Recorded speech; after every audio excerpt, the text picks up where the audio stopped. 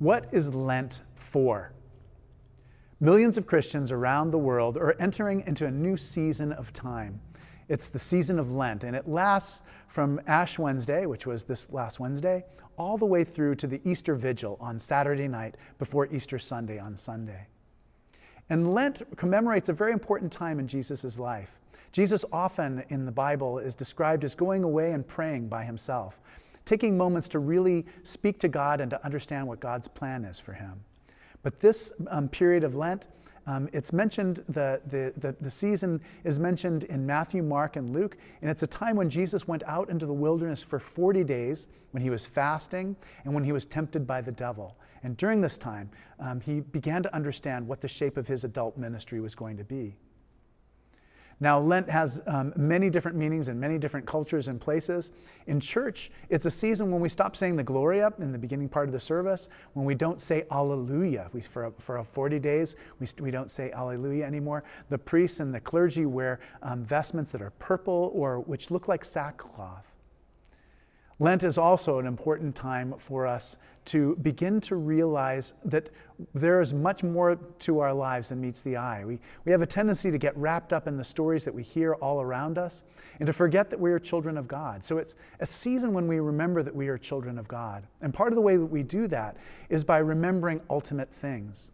On Ash Wednesday, when people come into church, they receive an ash cross on their forehead.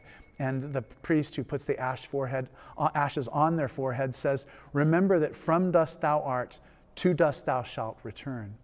And it's a way of reminding us that the things that we see and do are all passing, even our lives, and to recognize the value of fully being present in our lives and not just missing our lives because we're too preoccupied with the next deadline or something that was on our schedule.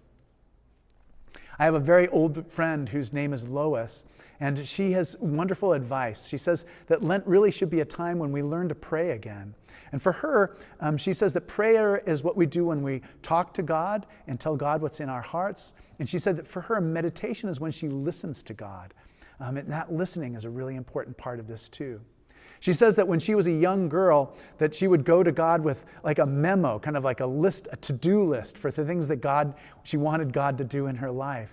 And that the older she gets, the more she leaves that behind. And the more she begins to just thank God for her life, to be grateful for the present moment, to be grateful for beautiful things that she may not have noticed, for people in our lives who we haven't attended to or paid attention to. I don't know what you're planning to do this Lent, but what makes Lent real, what makes Lent transformative, is our ability to reconnect with the Maker, the person who loves us more than anyone else, God. It's a time when we have so many new possibilities for changing our lives and beginning to see ourselves in new ways and to experience the people around us in new ways. As you undertake this important journey, my prayers are with you. My name is Malcolm Clemens Young. I'm the Dean of Grace Cathedral in San Francisco, California.